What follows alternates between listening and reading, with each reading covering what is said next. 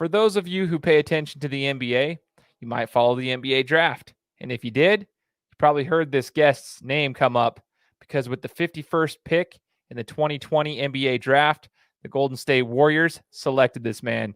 And today, we get to hear about his story on the Game Time Guru. So, what time is it? Game time! This is the Game Time Guru podcast, where I interview sports figures from all over the world to help deliver a panoramic view on sports. So whether you're a former athlete, one of the crazies, or simply a casual sports fan, this is the perfect show for you as we peel back the curtains and learn from our guests every single week. I'm your host, Shane Larson, and I'm helping you see sports through a different lens.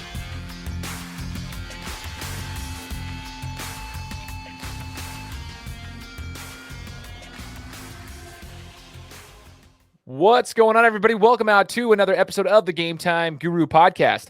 I am your host, Shane Larson. We're 4 years running now with the show, just about. And I want to give a massive shout out to my sponsors over at 208 Printing. It wouldn't be possible without these guys. They get me hooked up with my merchandise. They help me out as a title sponsor of the show. And if anybody's out there who wants to have your brand, anything, if you're an entrepreneur, if you're a podcaster like myself, if you have anything that you need done for your business or for your brand, go to madeby208.com. Let them take care of you, get your merchandise and everything squared away so you can basically be a walking billboard for your brand. Also, if you guys haven't done so, make sure to subscribe to the podcast. Subscribe to the Game Time Guru on whichever podcast platform that you're listening on. If this is your first time here in the show, welcome aboard. We're excited to have you. Make sure to hit the subscribe button and leave me a 5-star review on Apple Podcasts and let me know what you think about it. Today, as you guys heard in the introduction, we have an amazing guest. This is actually a really, really cool opportunity for me because, man, the dude just got drafted into the NBA, and he's a Boise State guy. You guys know I'm a Boise State alum, and his name's Justinian Jessup. We're going to get to hear his story. Justinian, thanks so much for joining the show, man. Yeah, appreciate it. Thanks for having me. Absolutely. Now, I got to tell the audience a little bit about the backstory here. Now, obviously, I've been following Boise State basketball my whole entire life since I was like 6 years old. So I'm 32 now, been following it my whole life. I see the players that are good come in and go out. We see a lot of talent that comes in and we're like, are they NBA talent? Are they not? Whatever. Like, we never really know, but there was a difference when you came in, and there's been a select few in the last, 10 years or so that have come through. And, we always thought, could they be in the NBA? Yeah, I think so. Like, I think they got talent. Well, last year, I was doing some play-by-play announcing, and you happened to be doing play-by-play as well. It was for the Northwest Premier Invitational for Select, Idaho Select, and I already knew who you were, and then you were doing play-by-play, so I was talking to you, and I asked you a question. I said, what's your ultimate goal? And, what do you want to do when you're done playing ball at Boise State? And you straight up told me, like, with straight confidence, like, it was a straight face. It was just, the NBA's the goal. And I remember just thinking to myself, like, hell yeah, dude. Like, that's awesome, because like sometimes guys come to Boise State or these smaller schools, quote unquote smaller schools, and they don't have that confidence. They might say, yeah, I'm a good baller, I would love to get to the NBA, and they kind of smile and joke around about it, but they actually don't believe it. I could tell that you believed it, and I thought that was awesome. And obviously a couple of days ago, your name gets called. Talk to us about that, Justinian. Talk to me about what it was like having your name called in an NBA draft for an organization like the Warriors. Man, it was crazy. Warriors, I'm kind of glad, it was the Warriors. They obviously, it's a top-notch organization, and they've had amazing success like these last 5 years. So I kind of knew they were interested, like in the pre-draft process. I wasn't positive it was going to happen. And so, when I got the text from my agent, I was just exhilarated, super thankful, and had a lot of joy and excitement, and I wouldn't want to go to anybody else. So it was amazing though. It was awesome. Man, that I can only imagine, dude. And what's crazy? Okay, so you're drafted in the second round of the NBA draft, but there are a lot of, like, if you go and read some of the reports from the scouts, they've got you as a first round grade. That was on the Ringer. That was discussed as Justinian Jessup's a first round grade. They were discussing the type of player they're showing, the comparison between you and Duncan Robinson. Obviously, those who are following the NBA kind of know who Duncan Robinson is for the Heat. So kind of seeing the similarities in style of play. And I'm with you, man. The Warriors organization is a perfect organization for your style of play. I mean, I just like how they develop players. They're known for actually utilizing second-round draft picks. So, I mean, I'm stoked. I was just beyond ecstatic for you. Talk to us about, you know, right now you're in Australia, but we're going to talk about what happened to get before that, right? Like what happened between your Boise State, like final game at Boise State till now. But I want to also let people know your Boise State career. For those who aren't, you know, I got listeners all over the world. You went to Boise State. We're going to talk about your career. You're a sharpshooter. I mean, 40% from the three-point line across his career average. That's amazing. If anybody doesn't understand that, that's ridiculous. You are a shooter. You're a lethal shooter, which is why I think the Warriors are a great pick for you as well. But talk to us about what it was like coming to Boise and why you even like decided to come to Boise, Idaho. Like, what was in your mind? How did you even come and like, how did that happen? Well, I actually already had ties here, or in Boise, believe it or not, because I moved there when I was in 4th and 5th grade. So I lived there in Boise for 2 years actually, and I played club for Roberto Bergeson. Boise State guy as well. You know, great coach, awesome mentor. So he kind of sparked my passion for basketball, and so when I was getting recruited by them, I just automatically kind of had that those ties back there, and I was kind of familiar with the city and whatnot. And it came down to them or Davidson. And I just felt like, just a familiarity with the area and, being a little closer to home rather than the East Coast. I think probably those factors kind of just played into me coming here. And yeah, I mean, I had a great experience, a lot of great coaches, and I enjoyed all my teammates and stuff. So it was a great experience, and I'm definitely confident I made the right decision looking back on it. So awesome, man. Well, we're glad as Boise State alum, Boise State fans, everyone around here in the Valley, we're glad that you came here. Name drop on Roberto Bergeson. Shout out to Berto. He was on the show back when the show first started. He was my idol, man. When I was in 4th grade, he was my all-time favorite player when I was in the 4th grade. So I actually interviewed him back in the 4th grade because he was literally like who I looked up to. I went to every single game of his for my 4th and 5th grade, those years that he was a senior. And then watching what he did with the Hoop Dreams organizations, like those club teams coming up, just unbelievable. So it's cool that you got to be coached by him because he's one heck of a name here in the Valley. So it's cool to hear, like, that's one of those guys. He was an NBA talent. We've had a few in between. And now, obviously your name gets to be in the mix with all of that. What does that feel like to you? Do you have like a sense of pride there? Or is it really hit you that your name is kind of listed with like the Chandler Hutchisons, the Roberto Bergesons? Like, what does that feel like to have your name in that same mention?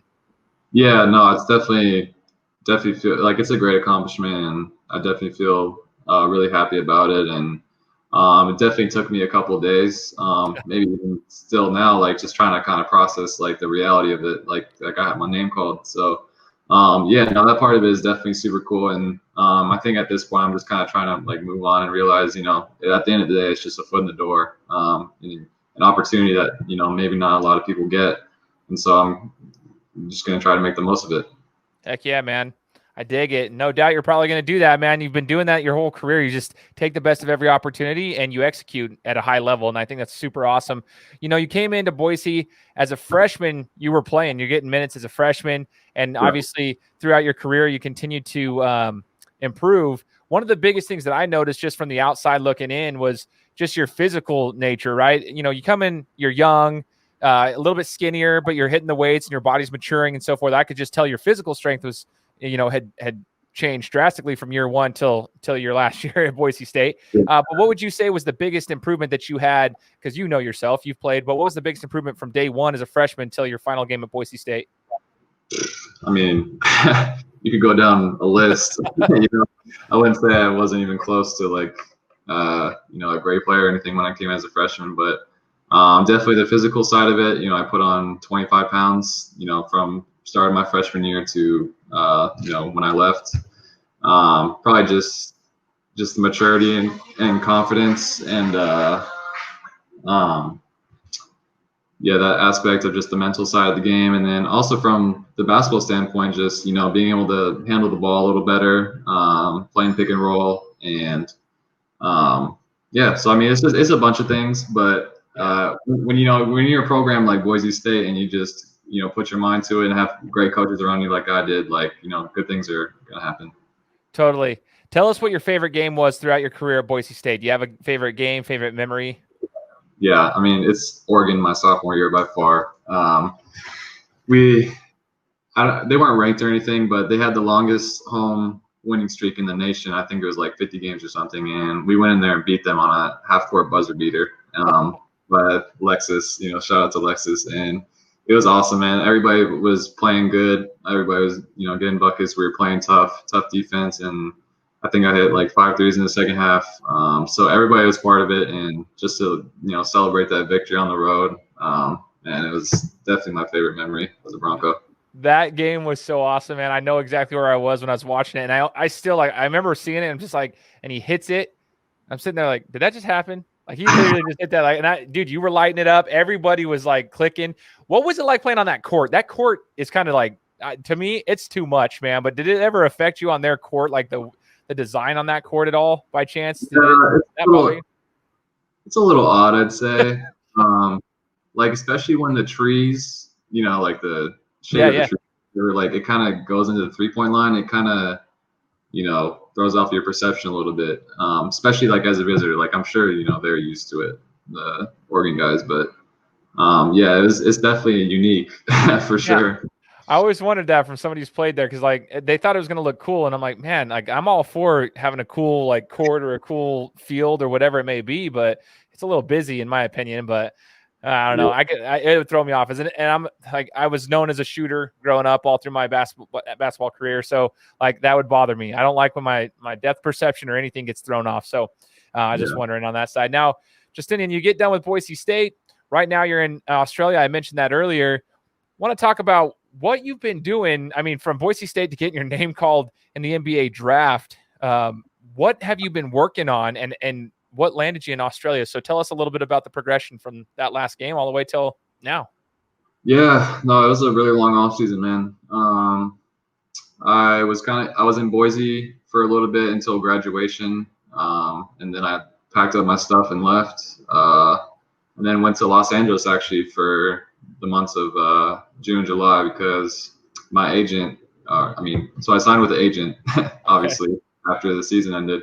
And so he lives down in Los Angeles. And so I went down there, worked out with this trainer, Chris Johnson. There were some other pre-draft guys, some NBA players in the gym and stuff. And so I was there for 2 months just working and grinding, working on my game, playing against these dudes. And, it definitely like grew my confidence and just showed that like, I'm just as good, if not better than these dudes. And so, yeah, from then I went back to Spokane, which is where my parents live. And that's kind of where we decided to sign with Australia, just because, it wasn't a guarantee that I was going to get drafted or anything. And the G League was kind of still up in the air. So, yeah, we signed with them. There's a lot of factors into it. Like the owner has a lot of NBA ties, Brian 𝐀𝐩𝐸𝐸. The coach is the all-time winningest coach in league history. A lot of other younger guys on the squad.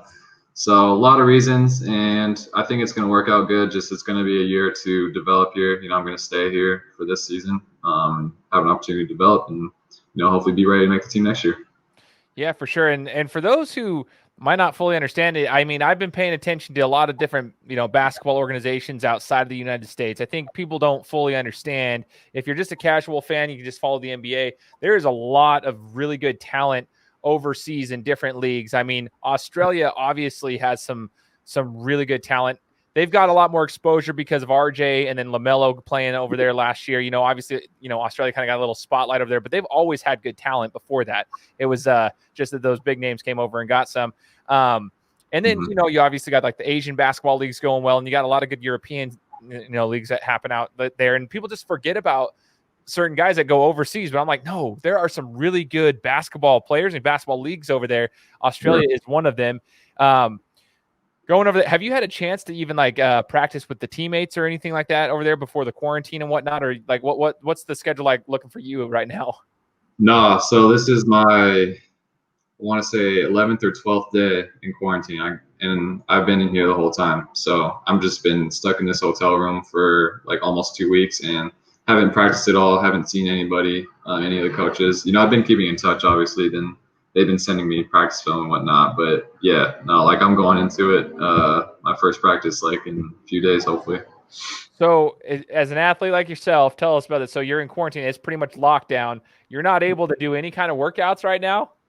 No, like, I mean, I have an exercise bike and a kettlebell, but like that's about it. Like no, yeah, no gym. I don't have a basketball, which has been sickening. Yeah, it's been hard, man. It's been pretty hard, but I mean, everybody has to do it at the end of the day. Like looking back on it, like from a couple weeks from now, it won't be a big deal. So it just sucks in the moment. For sure, man, for sure. So what I've heard from like guys who have played overseas, especially like people like LaMelo Ball, one of the things that they talked about, you know, going to Australia, doing a year over there, is getting used to the professional game.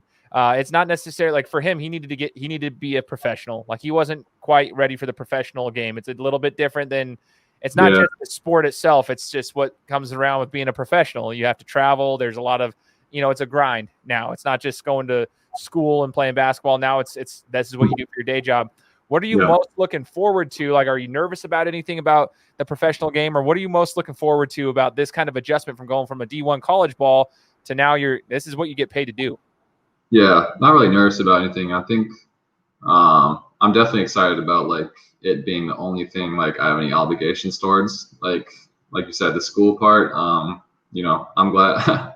I'm happy about that. You know, you know, professors probably won't be happy to hear it, but like, no, I'm happy about it. You know, I can just focus solely on basketball. I'm also glad, just like, I think there's probably a lot more resources at the professional level, just because, you know, teams are, you know, making a lot more money and stuff. So yeah, just having those resources and being able to utilize the time and how I want to, and obviously getting paid is, you know, cool as well. So just being able to take it to a whole new level in terms of just developing yourself, and I think that's what I'm excited for.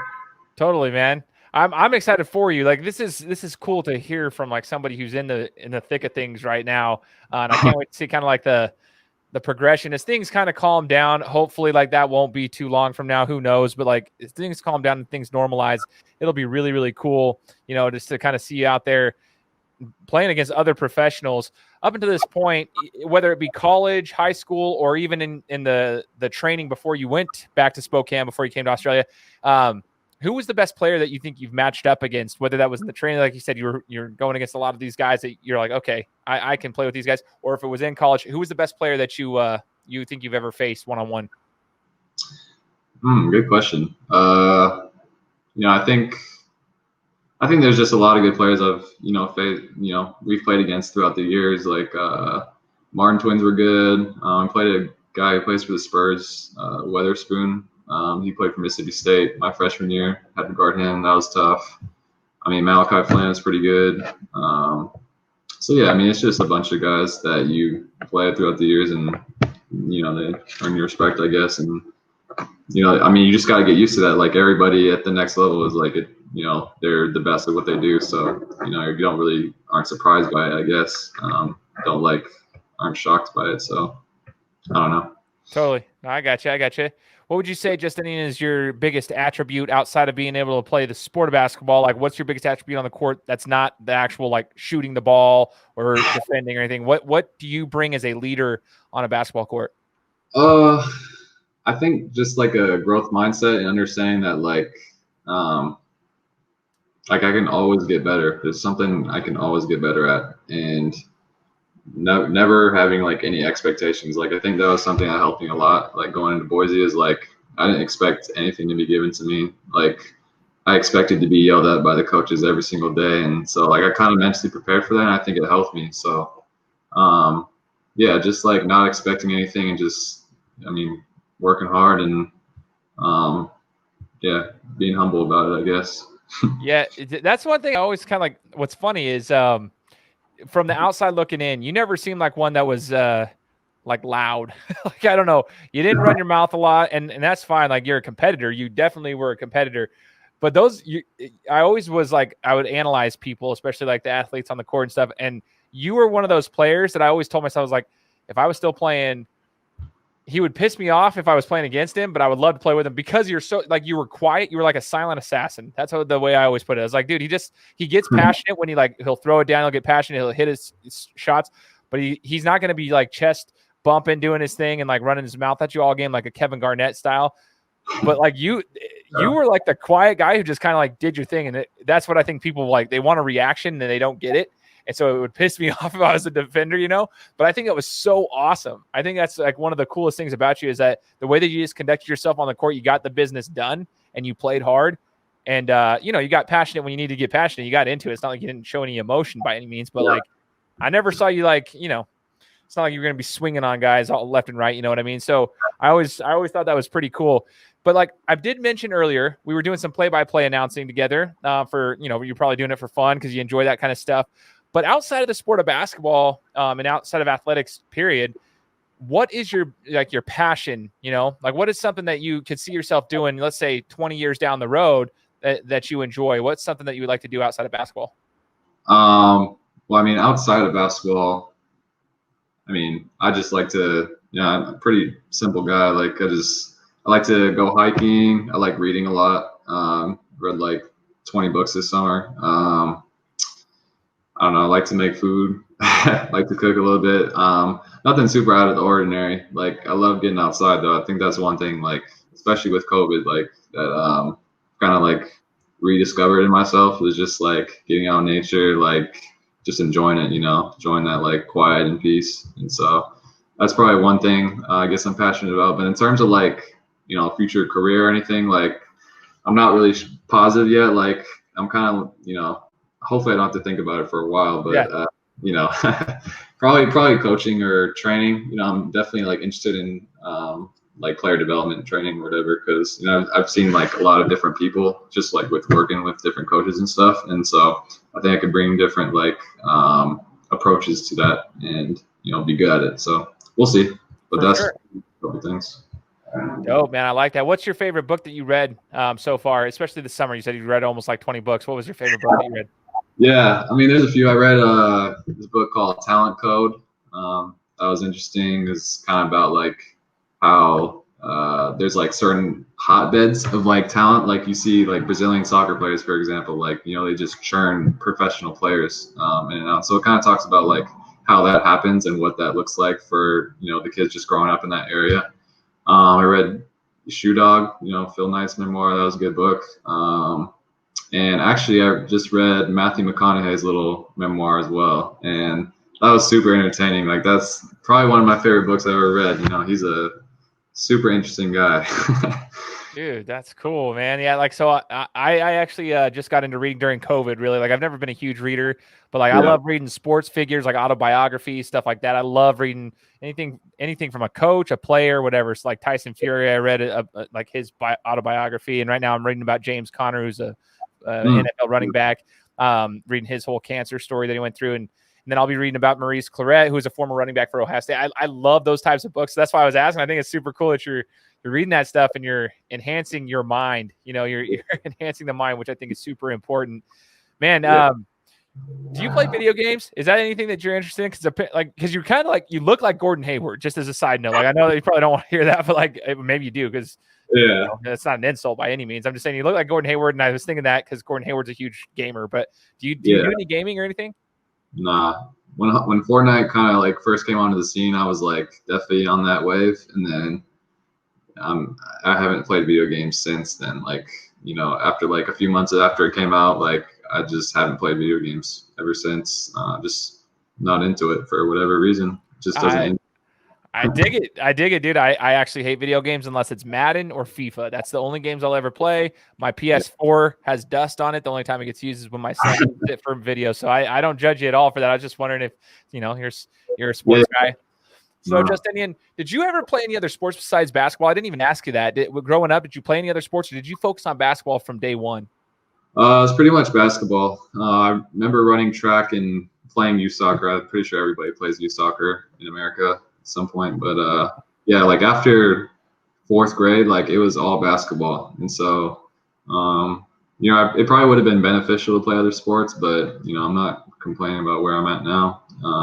Right. But yeah, all my attention was on basketball. It's, you know, pretty much only sport I played, you know, growing up. So well, obviously it worked. So like, I mean, no one can argue with the results right now. And just for those who are listening, who didn't, you know, aren't from Boise, aren't familiar with the team, and Justinian's a 6'7", unless you're taller now, but 6'7" wing, like, and he's a lefty, so he's crafty. That's why I think it's going to be fun if we can get you, some more experience, get ready to go, get some more reps, everything, get the playing time, and then if you get an opportunity in the league, man, it'll be fun to watch because, like, if the Warriors will give you that chance, whew, there's no doubt you can fit in with them, man, because you're tall, you're lanky, and you can shoot, and you're a lefty. It's just all the perfect things that you could have as an athlete, man. I'm super stoked to kind of see the progression, man. I was so happy. I know I sound like a fanboy, but I was just so happy to hear your name be called. Like, oh, frick, yeah, let's go. Now, oh, man, I was thinking about this. I had a question. Oh, yeah. So my question that was in my head was about your I've asked you about who the best player you played against. Who is your favorite teammate or most influential teammate that you've had? I know that's probably hard because you've had you played with a lot of guys throughout your career, but who is your most influential teammate you would say that you've had throughout either whether it be high school or college? Yeah. I mean, there's a lot of Boise guys, especially like from my sophomore year, like Chandler, Lexus, Alex Hobbs.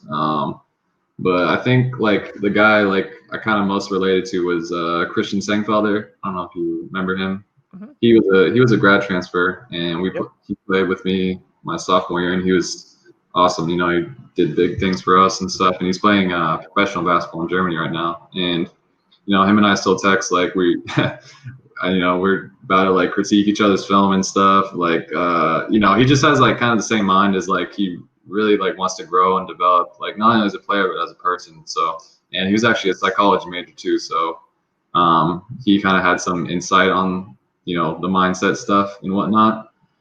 So I think probably him, like he was, one of my favorite teammates to play with. It was easy to have a conversation. He was super humble. So yeah, Chris Sengfelder.